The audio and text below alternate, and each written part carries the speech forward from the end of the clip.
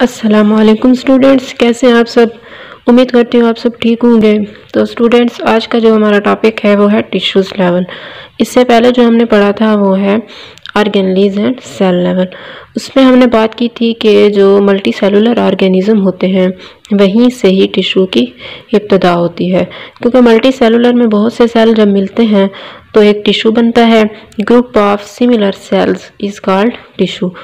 तो फिर चलते हैं टिश्यू लेवल की तरफ। हम इसकी टिश्यूज़ की तारीफ क्या लिखेंगे? Group of similar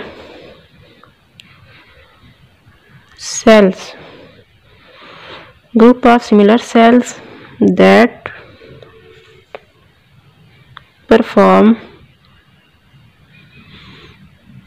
similar functions.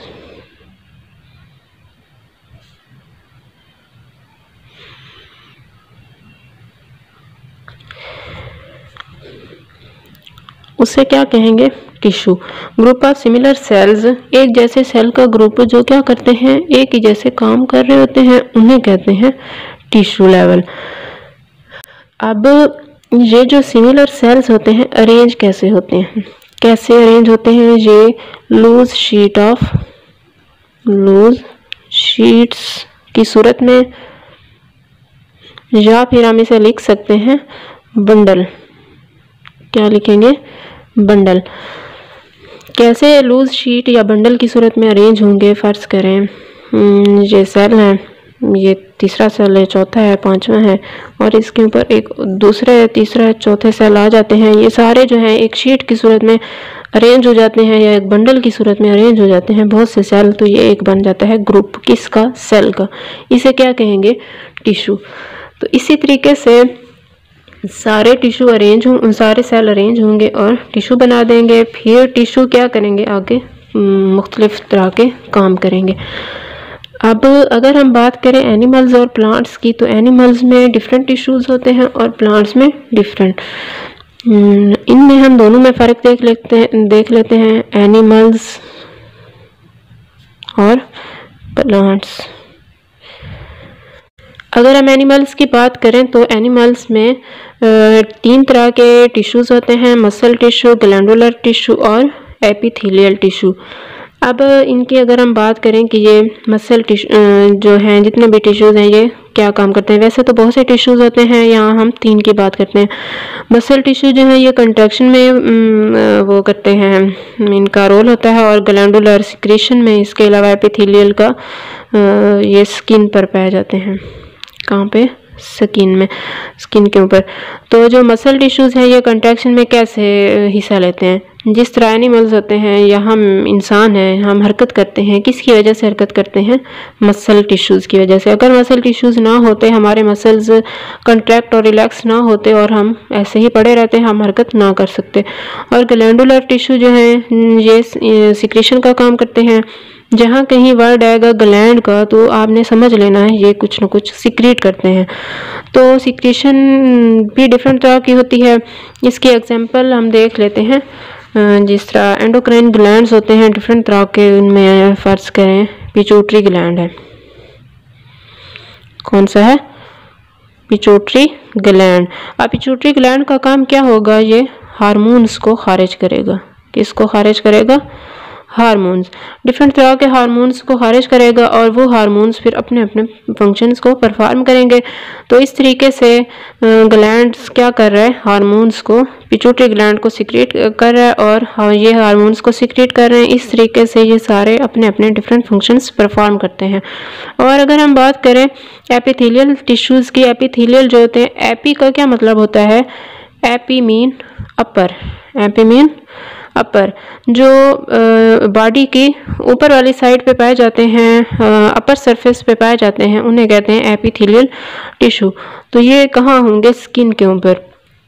फिर ये क्या काम करते हैं? एक तो स्किन को सपोर्ट भी कर रहे होते हैं और स्किन को, उसकी जो अंदर वाले टिश्यूज़ होते हैं या जितनी भी डिफरेंट तरह के वो होते हैं, ऑर्गन्स होते हैं, उनकी ये वो हिफाजत कर रहे होते हैं एपिथेलियल टिश्यू। तो इनका ये काम हो गया। अब अगर हम बात करें प्लांट्स की, तो प्लांट्स में भी डिफरेंट तरह के टिश्यूज़ होते हैं और वो सारे अपने अपने फंक्शंस को परफॉर्म करते हैं। जैसे कोलनकाइमा टिश्यू है, कोलनकाइमा टिश्यूज़, और दूसरे होते हैं स्क्लेरेनकाइमा, स्क्लेरेनकाइमा, और थर्ड नंबर पे आ जाते हैं पैरेनकाइमा, पैरेनकाइमा टिश्यू, और फोर्थ नंबर पे आ जाते हैं वास्कुलर टिश्यू। पहले हम बात कर लेते हैं मेरिस्टेमेटिक,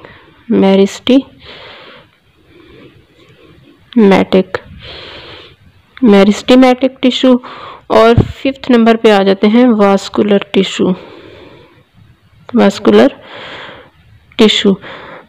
अब अगर हम इन सब की बात करें अलग अलग कि ये क्या क्या फंक्शंस परफॉर्म करते हैं, तो जो कोलनकाइमा टिश्यू हैं ये फोटोसिंथेसिस में हिस्सा लेते हैं। किसमें? फोटोसिंथेसिस। ये जो पौधों में फोटोसिंथेसिस हो रही होती है वो दरअसल किसकी वजह से होती है? कोलनकाइमा टिश्यू की वजह से। अगर उनमें कोलनकाइमा टिश्यू नहीं है तो उनमें फोटोसिंथेसिस नहीं होगी और वो खुराक तैयार नहीं कर सकते, फिर जो पौधे हैं वो किसी काम के नहीं हुए। कोलनकाइमा का होना बहुत ही ज़रूरी है। अब दूसरे नंबर पे कौन से हैं? स्क्लेरेनकाइमा। स्क्लेरेनकाइमा क्या काम करते हैं? सपोर्ट का। क्या करेंगे?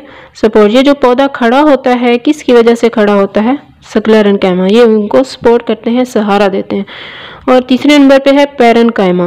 पैरेनकाइमा टिश्यू जो है ये फूड को स्टोर करने का काम करते हैं। क्या काम करते हैं? Food storage. अब जितनी भी खुराक इनके अंदर स्टोर होती है, क्योंकि ये खुराक बनाते तो हैं लेकिन तो सारी की सारी खर्च तो नहीं कर लेते, वो अपने अंदर स्टोर कर लेते हैं। तो स्टोर करते हैं तो वो किसकी वजह से स्टोर करते हैं? पैरेनकाइमा टिश्यूज़ की वजह से। पैरेनकाइमा अपने अंदर सारी की सारी खुराक जो वो बना रहे होते हैं उसको स्टोर कर लेते हैं, फिर जब उन्हें ज़रूरत होती है तब उसको खर्च करते हैं। चौथे नंबर पे है मेरिस्टेमेटिक। मेरिस्टेमेटिक का काम क्या होगा? ग्रोथ में। ये जो पौधे बढ़ रहे होते हैं, क्योंकि पौधा जो होता है बहुत छोटा होता है, फिर बाद में हम देखते हैं वो बहुत बड़ा हो चुका होता है। किसकी वजह से बड़ा हो चुका होता है? मेरिस्टेमेटिक टिश्यूज़ की वजह से। मेरिस्टेमेटिक टिश्यूज़ इसको बढ़ने में हिस्सा वो करते हैं, मदद करते हैं। और पांचवें नंबर पे है वास्कुलर टिश्यू। वास्कुलर टिश्यूज़ की मज़ीद दो किस्में होती हैं, जाइलम होते हैं और दूसरे फ्लोएम।